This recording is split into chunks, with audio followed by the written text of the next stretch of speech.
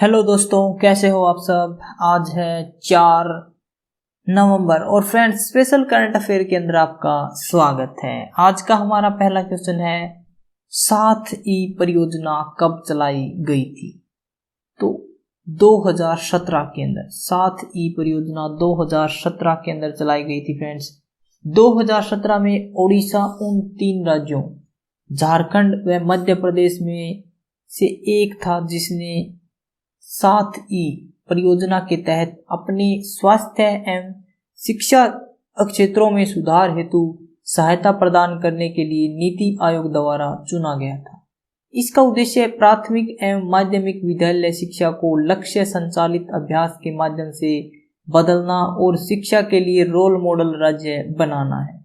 इस पहल का समापन 2020 के शैक्षणिक वर्ष के अंत में होगा। विद्यालयों का विलय 7E परियोजना के लक्ष्यों को प्राप्त करने के लिए किए गए उपायों में से एक है, क्योंकि इस प्रक्रिया में शिक्षकों, पुस्तकालयों, प्रयोगशालाओं और खेलने के उपकरण जैसे समेकित संसाधनों की सहायता के लिए अधिकृत किया जाता है।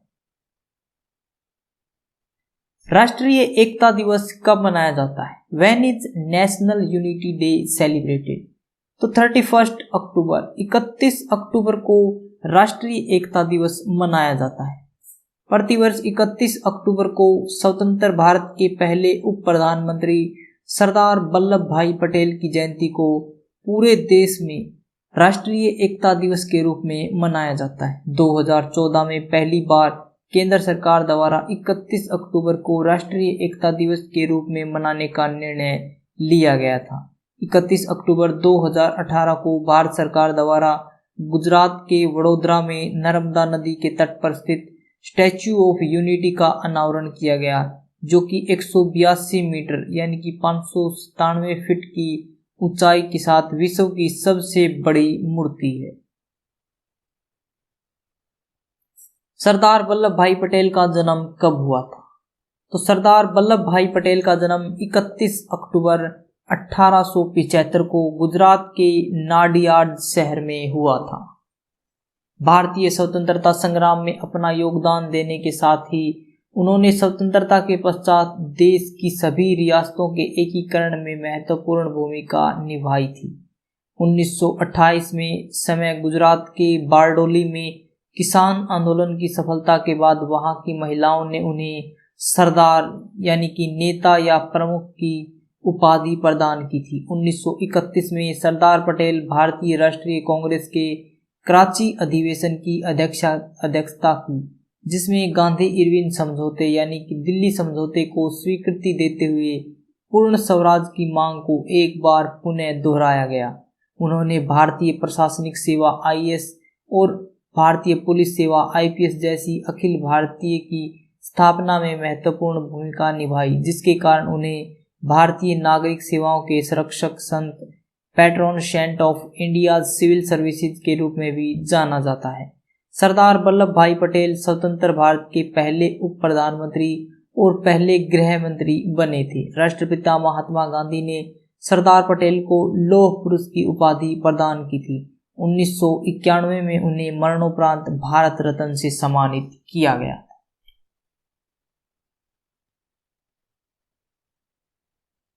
राष्ट्रीय उत्पादकता परिषद क्या है? NPC national productivity council.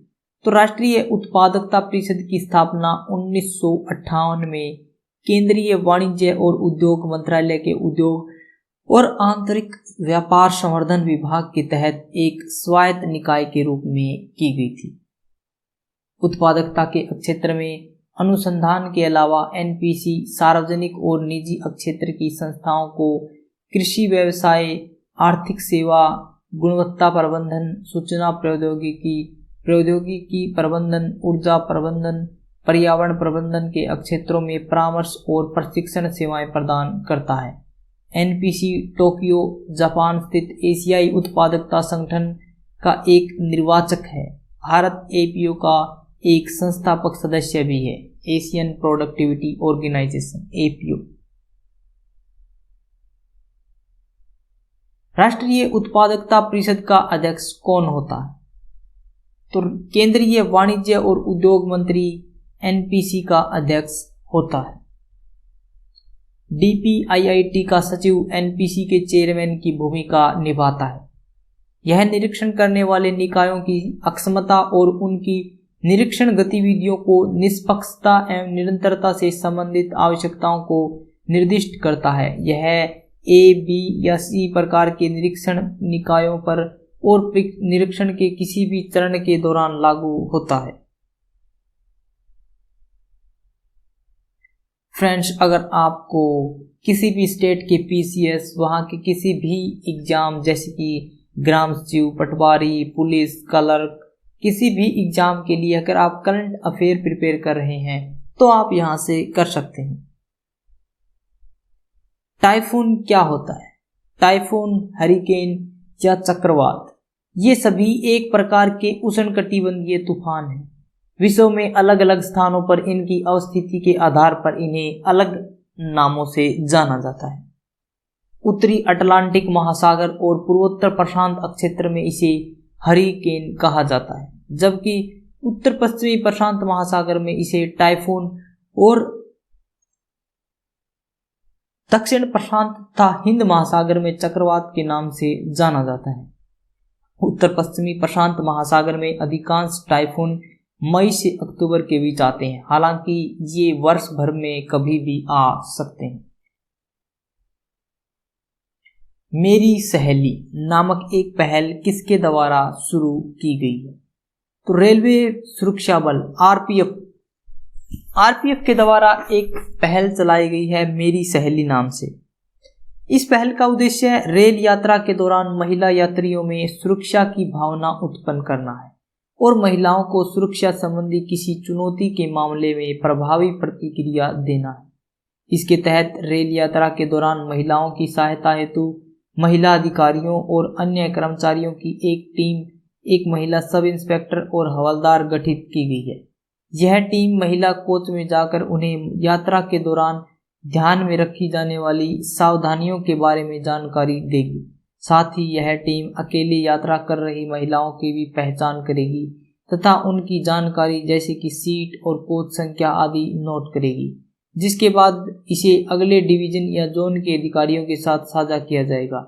इसके साथ ही उन्हें राज्य की रेलवे पुलिस जीआरपी और रेलवे सुरक्षा बल आरपीएफ के हेल्पलाइन नंबरों 182 आरपीएफ और 1512 जीआरपी की जानकारी देते हुए किसी भी विषम परिस्थिति में इनका प्रयोग करने के लिए प्रोत्साहित किया जाएगा। आरोग्य वन गुजरात क्या है? आरोग्य फॉरेस्ट, व्हाट इज गुजरात? तो प्रधानमंत्री नरेंद्र मोदी ने गुजरात के नर्मदा जिले में केवड़िया में आरोग्य वन का उद्घाटन किया है। इस संबंध में जारी आधिकारिक बयान के अनुसार योग, आयुर्वेद और ध्यान को बढ़ावा देने के उद्देश्य से बनाया गया है। आरोग्य वन 17 एकड़ भूमि पर स्थित है और इसमें 380 चयनित प्रजातियों के साथ 5 लाख पौधे लगाए गए हैं। साथ ही गुजरात स्थिति इस आरोग्य वन में कैफेटेरिया और दुकानें भी हैं। इस आरोग्य वन में कमल का तालाब, योग और ध्यान उद्यान, इंडोर प्लांट सेक्शन, डिजिटल सूचना केंद्र, दुकान और एक कैफेटेरिया भी है जहां आयुर्वेदिक भोजन परोसा जाता है। प्रधानमंत्री नरेंद्र मोदी ने केवड़िया में एकता मॉल और चिल्ड्रन न्यूट्रिशन पार्क का भी उद्घाटन किया है। कुम्हार सशक्तिकरण योजना की शुरुआत कब की गई थी? तो इस योजना की शुरुआत 2018 में खादी और ग्रामोद्योग आयोग द्वारा भारत के दूरस्थ क्षेत्रों में रह रहे कुम्हार समुदाय के सशक्तिकरण के लिए की गई थी। इसका उद्देश्य कुम्हारों को उन्नत कोटि के मिट्टी के बर्तन व अन्य उत्पाद बनाने के लिए प्रशिक्षण प्रदान करना है। मिट्टी के बर्तन बनाने के लिए नवीनतम और नई तकनीक के उपकरण उपलब्ध कराना। KVIC प्रदर्शनकारियों के माध्यम से बाजार तक कुम्हारों की पहुंच को मजबूत करना। इसके जो लाभ हैं, जैसे बिजली के चाक से कुम्हारों की उत्पादकता में वृद्धि होगी जिससे उनकी आय बढ़ेगी। इस योजना के तहत देश भर में अब तक 18,000 से अधिक बिजली चालित चाक वितरित किए जा चुके हैं। जब तक आप कोई काम नहीं कर लेते हैं तब तक ये असंभव ही लगता है। एक्चुअली में अगर हम कह सकते हैं कि असंभव कोई एक वर्ड नहीं है, यह हमारी सोच, हमारी मानसिकता पर डिपेंड करता है। हम किसी कार्य को करने से पहले ही बोल देते हैं कि यह असंभव है। तो फ्रेंड्स, यह हमारी मानसिकता है, न कि उस कार्य की। ऐसा कोई कार्य नहीं है जिसे कोई व्यक्ति ठान ले और वह कार्य न हो पाए।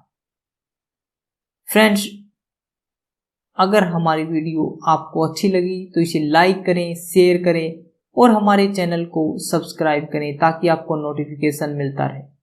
अगर आपको इसकी पीडीएफ चाहिए तो आप हमारे टेलीग्राम ग्रुप से डाउनलोड कर सकते हैं, जिसका लिंक हमने डिस्क्रिप्शन बॉक्स में दिया हुआ है। आज के लिए इतना ही फ्रेंड्स। Thanks for watching.